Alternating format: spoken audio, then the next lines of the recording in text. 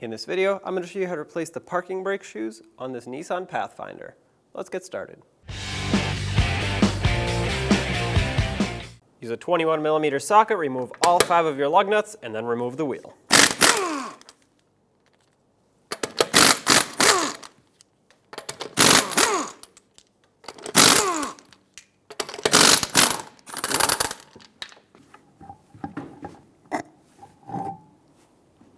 With a 19mm socket, let's break free and remove the 2 caliper bracket 2-knuckle bolts.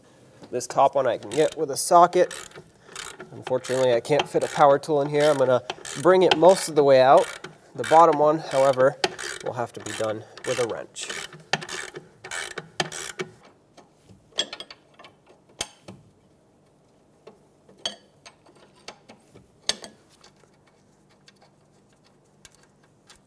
Okay, set this aside.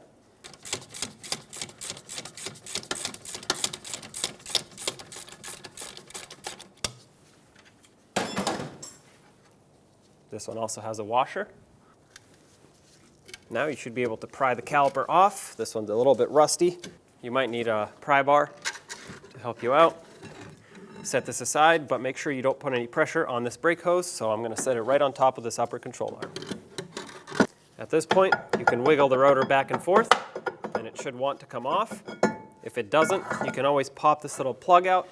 That'll get you access to the adjuster. You can squeeze the shoes in and then pull the rotor off. At this point, I like to spray the brake shoes a little bit with some brake parts cleaner to get all the brake dust off. That way it doesn't go airborne when I work.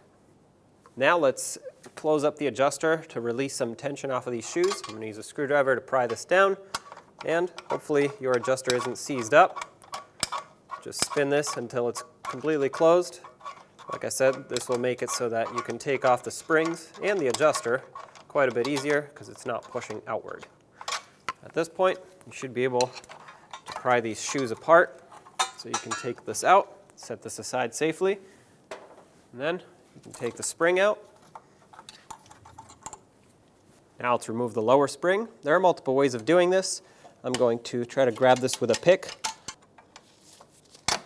Oh, there you go. Once you get your pick in there, just unhook the spring, push it over, take it off the other side. And now let's take the shoes off. Take a flathead screwdriver or a little pry bar, press right into the middle of this slot, twist 90 degrees, and this spring should release. Make sure you hold on to it so it doesn't go flying.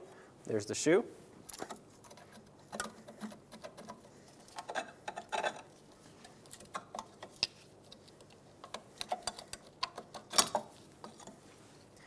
And there you go. Now use a wire brush, get rid of all of this loose debris.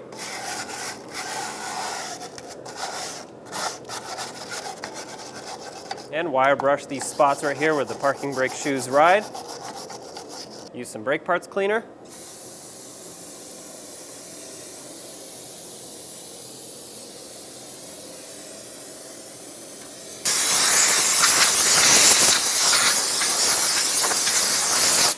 Clean up the hub surface as well.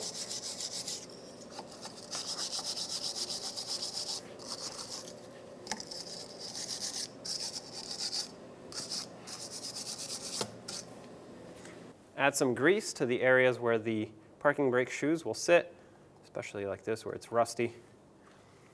Up top here. You'll notice all those areas are raised. So here, here, here, a little bit over here. You don't need a lot because if you put too much, it'll kind of get all over the place.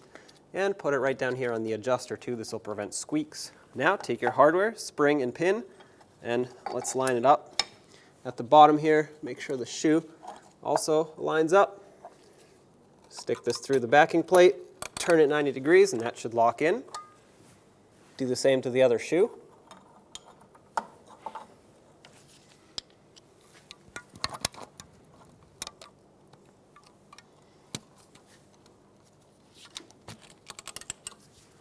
Okay, make sure these are seated properly. Let's get that lower spring in.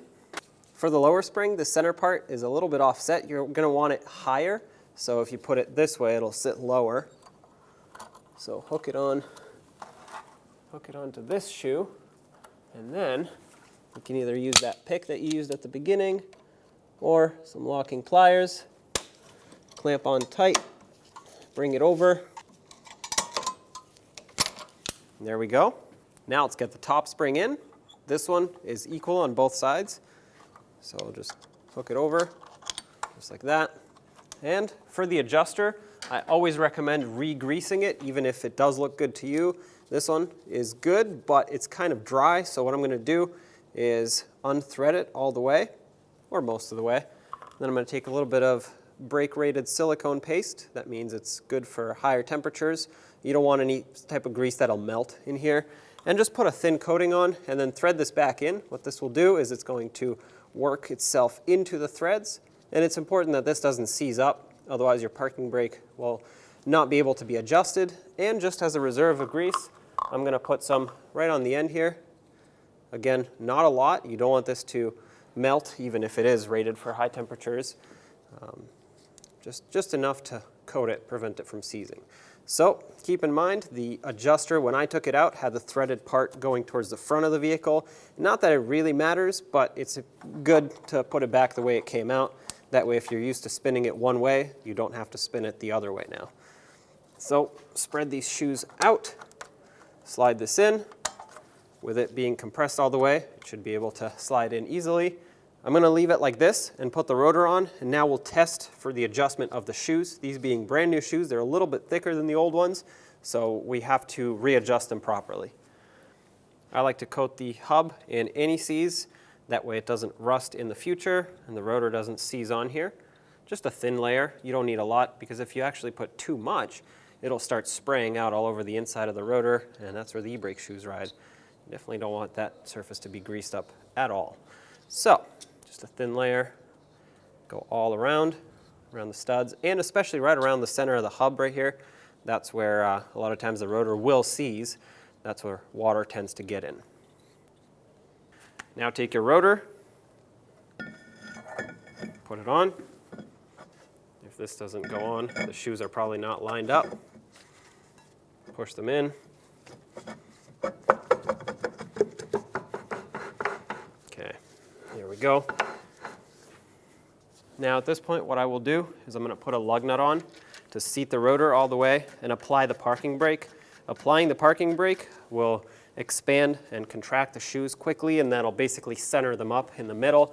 Right now, it's a little stiff, so I want to get rid of that stiffness by positioning them properly.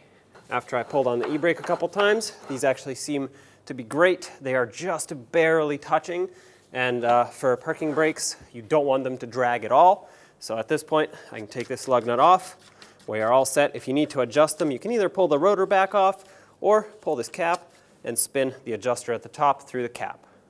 Now reinstall your caliper assembly. Slide it over the rotor onto the bracket. Line it up with the 2 bolt holes and start in the bolts by hand. That way they don't cross thread. Okay, there's one. Now line up the bottom and start that one also. With them started, I'm going to snug them up and then, of course, torque them to spec.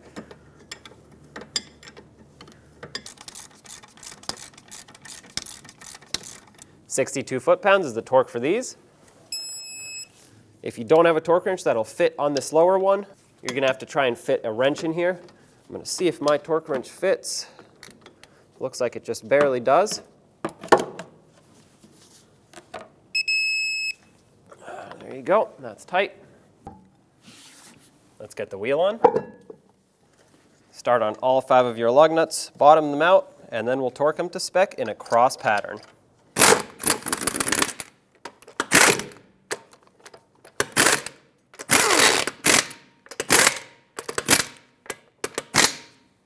.83 foot-pounds is the torque for these, going across pattern.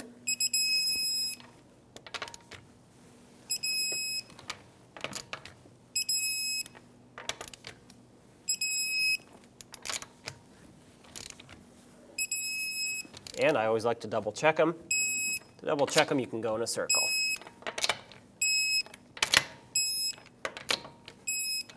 Pump up your brakes and take it for a road test. When only the best will do, demand TRQ. The only company that lets you view before you do.